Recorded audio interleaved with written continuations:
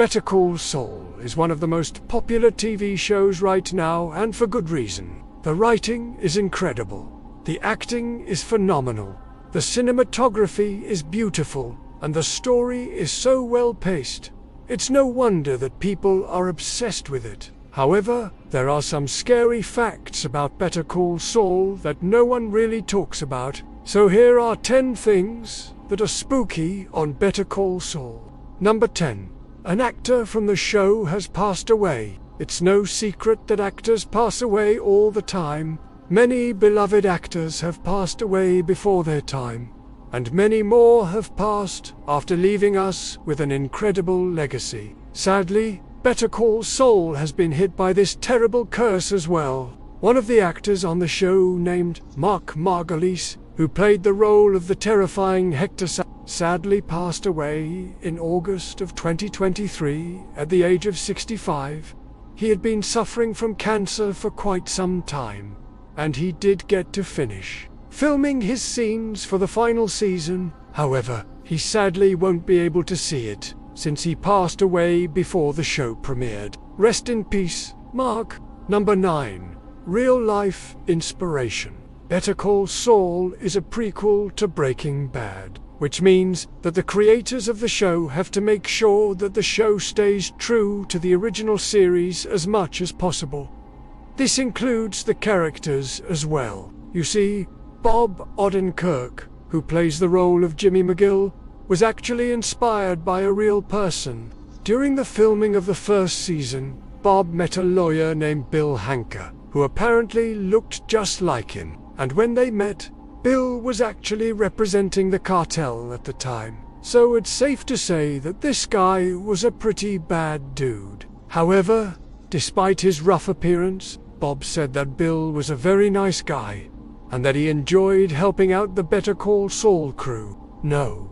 Giancarlo Esposito almost didn't get cast. Giancarlo Esposito is an incredible actor, and he's played many memorable roles throughout his career. However, he almost didn't get cast in Better Call Saul because he was busy filming another show called The Americans. Despite this, he still went to the audition for Better Call Saul, and he ended up getting the role of Gus Fring, which is probably one of his most famous roles to date. No. 7.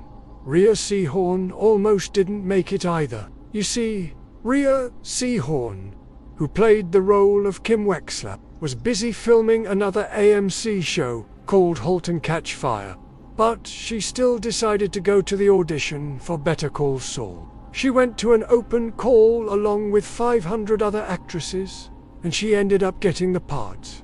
No. 6. There's a connection between Better Call Saul and another horror show. Did you know that the creator of Better Call Saul also worked on another popular horror show? Well, he didn't create the show, but he did write a few episodes. I'm talking about American Horror Story, of course, and if you've watched the Murder House season, then you might remember a character named Larry Harvey, who's played by Dennis O'Hare. Larry was a lawyer who tried to defend the Harmon family, but he ended up backstabbing them anyway. Now, this character may seem a bit familiar, and that's because Larry was actually the inspiration for the character of Jimmy McGill. Number 5. Tony Dalton almost didn't get cast because of his accent. You see, Tony Dalton is a Mexican actor, and this is pretty obvious by his thick Mexican accent. However, when he went to audition for Better Call Saul, he was told that his accent was too strong, and that he would need to tone it down a bit in order to get the role. But instead of doing this, Tony decided to do the complete opposite. He decided to make his accent even stronger than usual, and this actually ended up working in his favor, as he ended up getting cast as the terrifying Lalo Salamanca. No. 4. Better Call Saul was almost set in Chicago. As you probably already know, Better Call Saul is set in Albuquerque, New Mexico. However, it was almost set in Chicago, Illinois.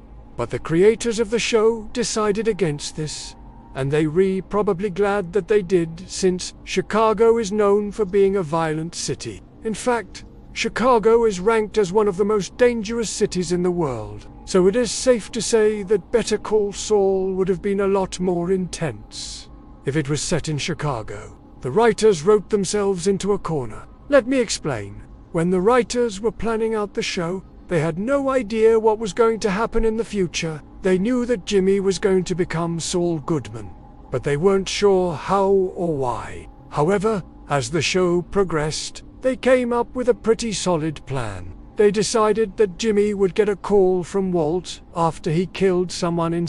This would force Jimmy to represent Walt, and this is what would turn him into Saul Goodman.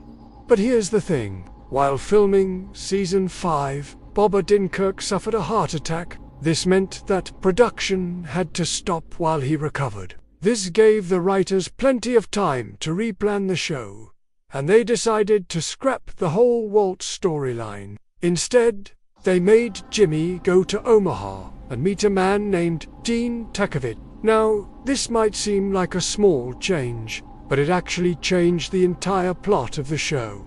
No, too, a certain scene was never supposed to be in the show. You see, the creators of the show knew that fans of Breaking Bad would want to see cameos from some of the characters in the original show, so they decided to add a few of these cameos. However, there was one cameo that almost didn't happen. Originally, the creators wanted Bryan Cranston to appear in the last episode of Better Call Saul. They thought it would be funny. Walt called Saul in the middle of the night and asked him for some legal advice. However, they ended up scrapping this idea because they didn't want to take away from the ending of Better Call Saul. And coming in at no. 1 is the infamous chicken. If you've seen the show, then you probably remember the infamous scene where Jimmy puts a dead chicken in front of Tuco's house. This was supposed to be a simple scene, but it ended up being one of the most iconic scenes in the show. In fact, it was so iconic that a life-sized statue of the chicken was made. And this statue can be found at a museum in New Mexico.